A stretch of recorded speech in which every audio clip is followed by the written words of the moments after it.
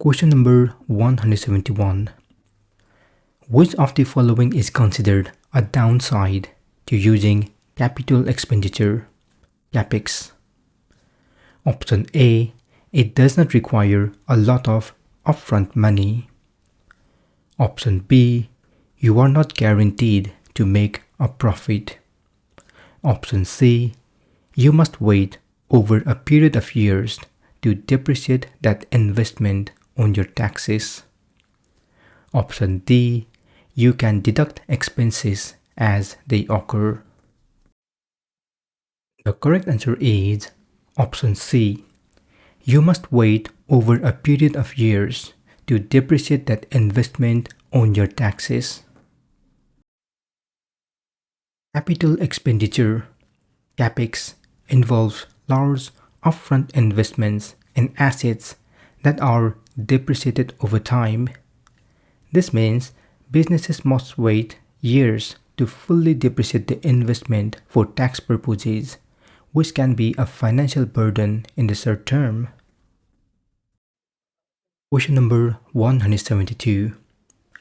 Azure Cloud Shell allows access to the BAS and PowerShell consoles in the Azure portal. Option A, true. Option B, false. The correct answer is option A, true. Azure Cloud Shell provides access to both BAS and PowerShell consoles directly within the Azure portal, allowing users to manage their Azure resources without needing to install or configure any local tools. Question number 173. What does it mean if a service is in General Availability (GA) mode? Option A. You have to apply to get selected in order to use that service. Option B. Anyone can use the service, but it must not be for production use. Option C. Anyone can use the service for any reason. Option D. The service has now reached public preview and Microsoft will provide support for it. The correct answer is option C. Anyone can use the service for any reason. When a service is in General Availability (GA) mode, it means the service is fully released to the public, is stable, and can be used for production environments. Microsoft provides full support for GA services. Question number 174. Which of the following scenarios would Azure policy be a recommended method for enforcement? Option A. Add an additional prompt when creating a resource without a specific tag to ask the user if they are really sure they want to continue. Option B. Require a virtual machine to always update to a latest security patches. Option C. Allow only one specific roles of users to have access to a resource group. Option D.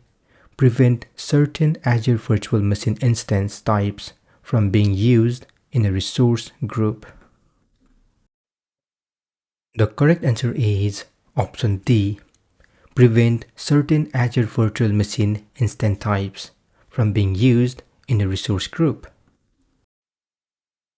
Azure policy is designed to enforce governance rules and ensure compliance with organizational standards. Scenario D, where you want to prevent the use of specific Azure Virtual Machine instance types in a resource group, is an example of how Azure policy can be used for enforcement by restricting resource configurations or types. Question number 175. What does ARM stand for in Azure? Option A. Azure Resource Manager.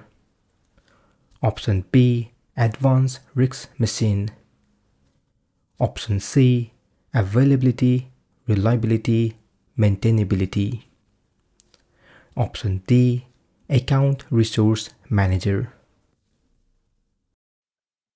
The correct answer is option A, Azure Resource Manager. ARM stands for Azure Resource Manager. It is the deployment and management service in Azure that enables users to manage and organize Azure resources, define and deploy resources using templates, and apply policies for resource governance. Just a quick reminder, if you don't want to watch all these videos and instead download all questions and answers, then feel free to purchase them on Buy Me a Coffee page. I have shared the link below. Question number 176. What type of files can a content delivery network speed up the delivery of? Option A, images. Option B, videos. Option C, JavaScript files. Option D, PDFs. The correct answers are option A, images. Option B, videos. Option C, JavaScript files. Option D, PDFs. A content delivery network, CDN, can speed up the delivery of various types of static content, including images, videos, JavaScript files, and PDFs. CDNs catch these files in multiple locations around the world, reducing latency and improving load times for users. Question number 177. What is the maximum amount of Azure storage space a single subscription can store? Option A, 5 PB. Option B, 2 TB. Option C, 500 GB. Option D, virtually unlimited. The correct answer is option D, virtually unlimited. Azure Storage offers virtually unlimited storage capacity for a single subscription. While there are practical limits for individual storage accounts, such as 5 PB for a general purpose V2 storage account, the overall storage capacity across all accounts in a subscription can scale to meet extremely high demands. Question number 178. What is the concept of being able to get your applications and data running in another environment quickly? Option A, Azure DevOps. Option B, reproducible deployments. Option C, Azure Blueprint. Option D, business continuity or disaster recovery. BC or DR.